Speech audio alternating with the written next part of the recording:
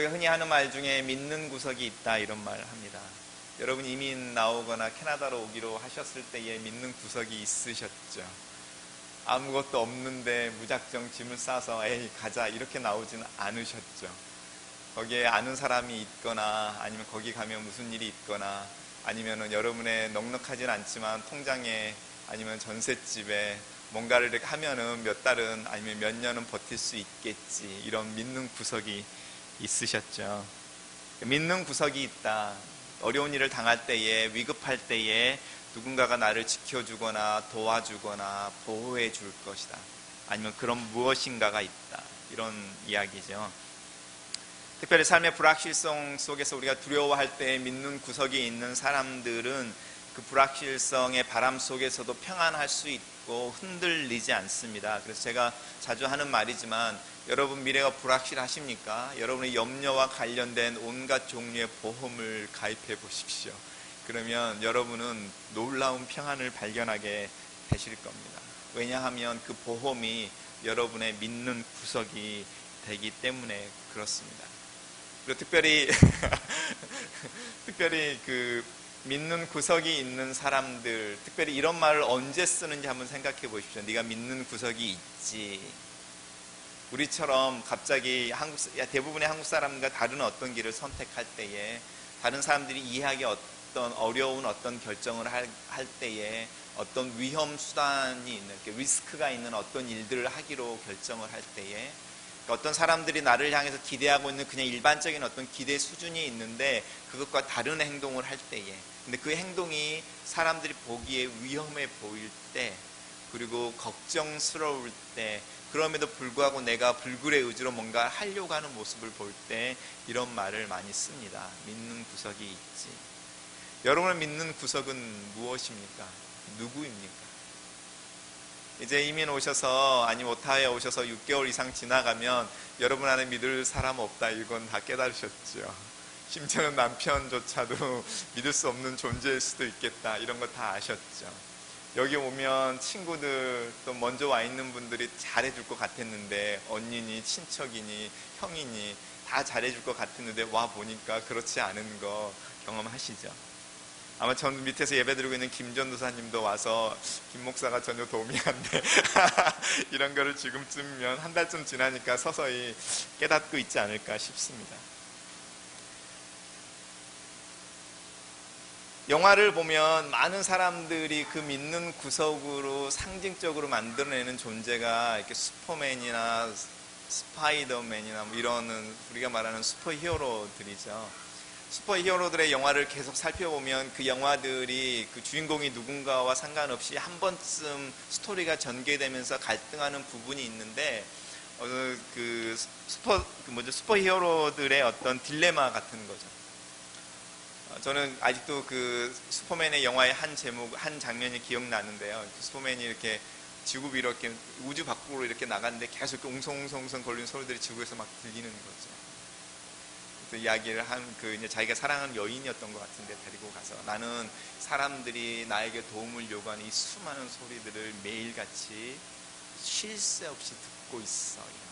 자기를 향해서 도움을 요청하는 사람들의 필요 그리고 자식에게 그들을 도와줄 수 있는 힘이 있다라는 어떤 깨달음 그것이 그 존재들을 슈퍼히어로로 만드는데 사람들의 문제를 해결해주면 해결해 줄수록 이 슈퍼히어로들이 가지고 있는 딜레마는 무엇이냐면 사람들이 그 스파이더맨이나 슈퍼맨의 도움을 받길 원하지만 슈퍼맨이나 스파이더맨 그 존재 자체에 대한 관심은 사실 없다는 거죠. 아이들의 그 만화에도 스폰지밥에도 그런 이야기가 하나가 나오는데 스폰지밥이 어느 날 이렇게 날아다닐 수 있는 바지를 입고 막 날아다니는데 거기 바닷가에 있는 사람들이라 좀 그렇지만 이렇게 캐릭터들이 스폰지밥에게 구원을 요청하는 거죠. 그게 뭐냐면 나무 위에 올라가 있는 뭐 고양이를 내려달라든지 아니면 자기 등이 가려운 데 와서 손이 안 닿는 등을 긁어달라든지 막 이런 걸 요청하는 거죠. 그러니까 슈퍼히어로로서 자기 안에 능력이 있고 사람들을 도울 수 있고 누군가의 비빌 언덕이 되고 믿을 만한 존재가 되어줄 수 있다라는 깨달음 다음에 오는 딜레마가 무엇이냐면 그런데 이 사람들이 내 자신에는 관심이 없구나. 자기들의 문제를 해결해주는 존재로 나를 슈퍼맨 스파이더맨, 슈퍼히어로로 영웅으로 만들어주고 자신들의 필요가 있을 때마다 부르고 이름을 부르고 불빛을 띄우고 시그널을 띄우지만 정작 이 사람들이 내 존재, 나 자신에 대해서 관심이 없다. 여러분도 그런 딜레마 한번 경험해 보신 적 없으세요? 특별히 목사로서 이렇게 사역을 하면서 아니면 교회에서 누군가를 깊이 섬겨주고 도와주고 이럴 때에 내가 애를 써서 시간을 쓰고 물질을 쓰고 에너지를 쓰고 그래서 좋은 관계를 맺었다고 생각했는데 어느 작은 어떤 계기로 이용당했구나 이런 느낌이 받을 때가 있죠. 사기당했다라는 건 차원이 틀리는 아픔이죠. 굉장히 작은 것 같지만 내가 소비되고 말았구나. 어떤 사람이 필요할 때에 내가 그 옆에 있었는데 시간이 지나고 나니까 그것이 아무것도 아니었구나 이런 느낌들 받을 때 요한복음에서 사도 요한이 계속적으로 믿음에 대해서 씨름을 하면서 예수님을 우리에게 믿을 존재, 믿을 만한 분, 하나님의 아들, 그 믿음으로 영생을 얻을 수 있게 해주는 통로, 그런 분이란 걸 계속 소개해 주면서 나오는 딜레마는 결국은 똑같은 딜레마인 거죠. 우리가 예수 그리스도의 이름을 부를 때에 예수 그리스도를 향해서 우리가 어떤 필요를 가지고 있는 거죠. 그리고 그 필요가 해결되어지면 그 다음에 그 존재는 더 이상 의미가 없어져 버리는 거죠. 잊고 있다가 또다시 그의 이름을 부를 그럴 상황이 생기면 다시 기도하고 또 그 기도나 상황이 풀리면 잊어버리고. 그럼 예수님 안에 오는 딜레마는 무엇이냐면 이 사람들이 나를 필요로 하지만 내 자신에 대해서 알고 싶어 하지는 않는, 우리가 가지고 있는 믿음의 어떤 딜레마처럼 가지고 있는 어떤 루틴, 이거는 똑같은 내용이죠. 그래서 많은 사람들이 또 성경에 실제로 성경 공부를 하다 보면 이야기하는 거죠. 기독교는 예수 그리스도에 대해서 믿는 것이 아니라 예수 그리스도를 믿는 것이다. 그래서 그분을 믿는 것이지 그분의 능력을 믿는 것이 아니고 그분을 믿는 것이지 그분의 가르침을 단순히 따라가는 것이 아니다. 예수 그리스도 그분이 우리에게 믿음의 대상이며 우리의 믿음의 목표이며 우리가 믿을 만한 구석이시다, 이런 이야기를 하는 겁니다. 우리가 읽은 이 본문은 두 번째 기적이잖아요. 근데 약간 비슷한 패러다임을 가지고 있습니다. 가나의 혼인잔치에서도 처음에 예수님에게 마리아가 나타나서 포도주가 다 떨어졌습니다 라고 말하잖아요. 그러니 do something 하십시오. 그럴 때 예수님이 굉장히 차갑게 선을 그어버리죠. 저는 성경을 읽으면서요, 예수님의 차가운 얼굴을 발견할 때가 종종 있습니다. 예를 들어서 요한복음 21장에 내가 나를 사랑하느냐, 너가 나를 사랑하느냐, 너가 나를 사랑하느냐 베드로 이렇게 물어보잖아요. 그러면서 내 양을 먹여라, 내 양을 쳐라, 뭐 이런 이야기를 하죠. 그런데 베드로가 갑자기 예수님에게 요한을 가르치면서 나는 예수님을 따라가고 그렇게 된다고 칩시다. 이 요한은 어떻게 되는 겁니까? 라고 물어보거든요. 그럴 때 예수님은 뭐라고 말하냐면 내가 이 요한을 내가 올 때까지 살려두는, 나 치는 게 너랑 무슨 상관이 있느냐. 저는 그 말씀을 하실 때에 예수님의 얼굴이 어땠을까 상상을 해봅니다. 우리가 같이 신앙생활을 하고 같이 3년 동안 고생하고 수많은 일들을 경험하고 이제 마지막으로 예수님이 떠나야 되는 그런 상황 속에서 자기가 사랑하는 제자들을 이렇게 모아놓고 한 사람 한 사람들을 이야기해 주는 거죠. 너는 어떻게 삶을 살아야 돼? 어떤 일들을 하게 돼? 그럴 때 문득 내 옆에 예수님에게 아무 말도 듣지 않고 있는 내 친구를 발견해서 예수님, 이 친구에게도 한마디 해주세요. 이 친구는 어떻게 되는 거죠? 이렇게 물어보는데 예수님이 그러는 거죠. None of your business. 네가 상관할 일이 아니야. 이렇게 말하는 거예요. 그 매몰찬 듯한 차가운 표정으로 어떤 라인에서 바운더리를 확 그어버리는 거예요. 여러분 인격개발 세미나나 아니면 상담이나 모든 일들을 할 때에 이 바운더리라는 개념이 굉장히 중요한 컨셉 중에 하나인데, 우리가 사람들을 살면서 관계를 맺을 때 이렇게 바운더리를 이렇게 그어놓는 거죠. 영역 표시죠. 넘어가느냐 넘어가지 않느냐, 이 바운더리 라인을 잘 긋는 게 성숙함의 가장 큰 요소 중에 하나이거든요. 예수님과 우리의 관계 속에서도 이 바운더들이 이렇게 그어지는 거죠. 마리아가 예수님께 와서 포도주가 떨어졌습니다 이렇게 말할 때에 예수님이 바운드를 긋는 거죠. 어머니를 여자여 라고 부르면서 아직 내 때가 이르지 않았어요. 당신하고 나하고 이 잔치집에 포도주가 없는 것과는 아직은 상관이 없어요. 그럴 때에 마리아가 종들을 향해서 이야기하죠. 예수님이 무슨 일을 하든지 시키든지 무슨 말을 하든지 그걸 다 이렇게 방향을 턴하죠. 잘 생각해 보시면 마리아가 포도주가 없는 그 상황에서 제자들 예수님을 향해서 보고 있다가 예수님 주변에 있는 하인들에게 돌아서서 예수님에게 초점을 두는 거죠. 이분이 하라는 대로 해. 그리고 사라져 버리는 거죠. 오늘 읽은 본문에서도 이 왕의 신하니까요. 갈릴리 지방에서의 왕은 그 당시에 헤롯 왕이었으니까 헤롯 왕의 신하인 사람이 있었는데 아들이 아파서 예수님이 예루살렘에 올라가 있다가 갈릴리로 돌아오셨다는 소문을 듣고 가버나움에 사는 사람이 30km를 걸어서 가나라고 말하는 작은 동네에 와서 예수님을 만나는 거죠. 그리고 내 아들이 아파 죽게 되었사오니 내려오셔서, 왜냐하면 가나라는 동네가 약간 산 같은 언덕에 있는 데니까 가버나움까지 내려오라는 표현을 쓰는 거죠. 또 이 가나라는 곳에 예수님이 계시니까 우리가 말하자면 서울은 올라간다고 표현하잖아요. 서울에서 내려온다 이런 표현을 쓰는 것처럼 예수님이 가나에 계시니까 그곳이 중요한 지역이니까 예수님의 존재 때문에 내려오셔서 라는 표현을 쓰는 거죠. 어쨌든 내 아이가 있는 이곳에 오셔서 내 아이에게 말씀하셔서 내 아이의 병을 고쳐주십시오. 마리아가 포도주가 떨어졌으니 오셔서 백사리 좀 해주십시오 이렇게 말하는 것처럼 이 왕의 신하도 내 아들이 아픈 상황에 대해서 이야기하면서 장소와 시간에 대해서 정확하게 규정을 주는 거죠. 내려오셔서 내 아이가 죽기 전에. 그리고 무엇을 해야 하냐면 병을 고치셔야 합니다. 우리가 하나님을 향해서 나아갈 때에 우리 안에도 동일한 모습들이 있죠. 우리가 어떤 문제를 특별히 들고 나갈 때에 우리는 이미 그 문제가 어떤 방법으로 해결됐으면 좋겠다 이런 마음이 있어서 기도할 때에 기도를 많이 하시는 분일수록 구체적으로 기도를 하는데 스텝 바이 스텝 하나님 여기서는 여기 이렇게 움직이셔서 내가 가지고 있는 이 문제가 이렇게 해결돼야 합니다 이렇게 제안을 많이 하죠. 그런데 우리가 읽은 이 본문하고야 약간 반대되는 본문이 마태복음하고 누가복음에서 발견되어지는데 장소가 가나가 아니라 가버나움입니다. 그 가버나움에 왕의 신하가 아니라 로마 사람인 거죠. 로마의 백부장. 이 로마의 백부장에게도 동일한 문제가 있었습니다. 근데 아들이 아니라 자기가 거느리고 있던 하인 하나가 아팠습니다. 이 백부장이 예수님에게 나타나셔서 이야기하는 거죠. 예수님이 우리 집에 오시는 거 아직은 제가 감당할 수 없습니다. 말씀만 하십시오. 그러면 내 하인의 병이 나을 겁니다. 이유가 뭔지 아십니까? 나도 다른 사람들 아래에 있는, 다른 사람의 수하로 있는 존재이고 내 밑에 100명의 부하가 있는데 그 내 위에는 상관이 이거 해 저거 해 이리가 저리가 하면 움직인다는 거죠.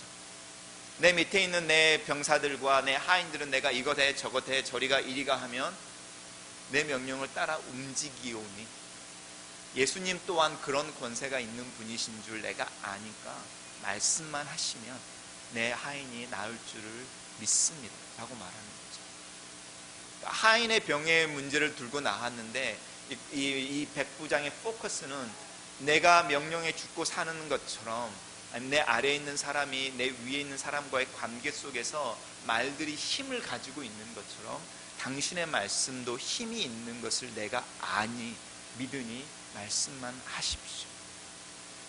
왕의 신하와 이 백부장의 믿음은 다른 믿음이죠. 우리가 다 같이 앉아서 하나님을 아버지라 부르지만 사실 우리가 다른 종류의 다른 퀄리티의 믿음을 가지고 있는 게 사실은 맞죠.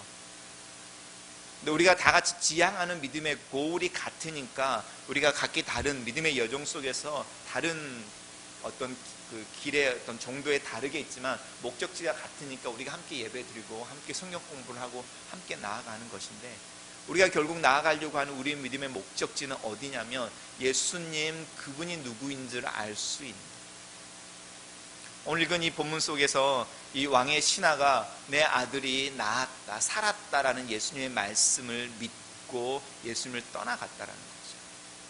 결국은 우리가 믿음의 시작이 어디 있느냐, 그 믿음의 시작은 예수님의 말씀에 대한 관심으로 다시 돌아가야 되죠. 우리의 삶의 현장에서 일어나는 수많은 기적과 같은 일들, 슈퍼내추럴한 어떤 간증들, 이런 것들 전에 예수님이 나를 향해서 우리를 향해서 무슨 말씀을 하고 있는가, 이 말씀으로 다시 돌아갈 필요가 있습니다. 그리고 그 말씀에 힘이 있어서 그 말씀이 이루어진다. 성경 전체로 이야기하는 거죠. 나는 너희와 달라서 내 말은 헛되이 흘러가 버리지 않고 반드시 이루고 내게로 돌아옵니다. 이 말에 대한 생각을 한번 해보십시오. 그래서 우리가 읽은 본문 전에 요한은 무슨 이야기를 하냐면 예수님이 하나님의 말씀을 하신다. 그래서 이 4장에 나오는 두 번째 그 기적과 첫 번째 가나의 혼인잔치의 기적 사이에는 많은 일들이 벌어지고 있습니다. 예를 들어서 가나의 혼인잔치를 마친 후에 예수님이 예루살렘에 올라가서 유월절을 지키고 성전에 들어갔는데 성전에서 동물들을 팔고 동전을 바꿔주는 사람들, 이렇게 시장터처럼 되어 있는 모습을 보면서 성전을 청소하는 일이 나타나죠.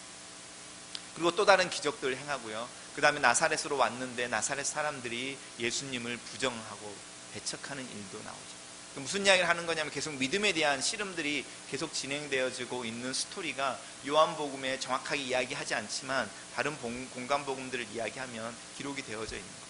그러면서 오늘 본문을 통해서 한 번 더 우리에게 도전하는 것은 무엇이냐면 믿는 구석이 있습니까? 예수 그리스도를 믿습니까? 그러면 그분 자신의 관심을 가져보십시오. 우리가 어떻게 예수 그리스도 그분에게 관심을 가질 수 있습니까? 그분의 말씀에 귀를 기울여 보십시오. 그럼 백부장처럼 왕의 신하가 한 단계 믿음에서 그 다음 단계의 믿음으로 올라가는 것처럼 여러분 안에 믿음의 진보가 있을 것입니다. 우리 삶의 현장을 살펴보실 때에 수많은 문제에 포커스를 맞추고 있지만 그 문제와 하나님의 말씀과 우리가 가지고 있는 문제와 예수님이 하신 말씀을 연결시킬 수 없다면 우리의 믿음은 분리된 믿음인 거죠. 우리의 필요와 우리가 믿고 있는 대상이 분리되어져 있는 거죠. 그런데 우리가 갖고 있는 필요와 우리가 믿는 대상을 연결시키는 방법이 있는데 그것이 바로 기도라는 거죠. 어떤 기도이냐면 사도행전 4장에 나오는 기도와 똑같습니다. 베드로와 요한이 이렇게 성전에 기도하러 가다가 성전 앞에 안진뱅이가 구걸하는 걸 보고요. 안진뱅이 이렇게 세우죠. 근과 음은 나에게 없지만 예수 그리스도 이름으로 너에게 명하노니 일어나 걸어라. 안진뱅이 이렇게 세워요. 수많은 사람들이 예수 그리스도를 믿게 되고 이적들 앞에서 이렇게 예수님을 믿게 되니까 그 당시에 대사장들과 서기관들이 이 베드로와 요한을 체포해서 핍박을 하려고 간금을 하죠. 그런 중에 이제 논란이 생기면서 다시 베드로와 요한을 풀려주니까 이 요한과 베드로가 풀어나서 초대교인들이 모이는 곳에 가서 그 상황들을 설명하니까 초대교회 사람들이 같이 기도하는 거죠. 그때 기도할 때 어떻게 기도하냐면 천지의 대주제이신 하늘과 땅과 바다를 만드신 분, 이렇게 하나님을 부르는 거죠. 그리고 나서 뭐라고 말하냐면 다윗의 입을 통해서 이 세상 군왕들이 하나님이 세우신 메시아를 대적할 거라고 미리 말씀하신 그 하나님, 시편 2편하고 연결을 시키는 거예요. 시편 2편과 연결시켜서 자신들이 핍박을 받고 있는 상황, 하나님이 이미 말씀하신 그 상황입니다. 그러면 이 하나님이 이미 말씀하신 이 상황 속에서 하나님이 예정하신 어떤 뜻이 이루어져야 하는데 막 이루어지려고 하는데 그 이루어지기 위해서 우리가 해야 될 역할은 무엇입니까? 라는 고민을 하는 거죠. 그 고민이 박해로부터 우리를 구원해 주십시오, 우리를 보호해 주십시오, 이 기도가 아니고 이 박해 속에서 오히려 담대하게 입을 열어 예수 그리스도를 증거하게 해 주십시오. 왜냐하면 이 박해 속에서 우리가 예수 그리스도를 계속해서 전하고 전도하는 것이 하나님이 이미 예비하신 말씀하신 그 상황 속에서 우리가 해야 될 역할이라는 거죠. 하나님이 이미 만들어 오신 어떤 상황 속에서 세상 사람들이 하는 역할은 무엇이었냐면 하나님이 세우신 그리스도를 대적하는 일, 그리고 그 일을 지금 하고 있으니 이제 우리 파트에서 내가 해야 될 일이 있는데 그것은 이 상황으로부터 도망가는 것이 아니라 오히려 이 상황 속에서 내가 해야 되는 그 일을 하는 것입니다. 이렇게 기도하는 거죠.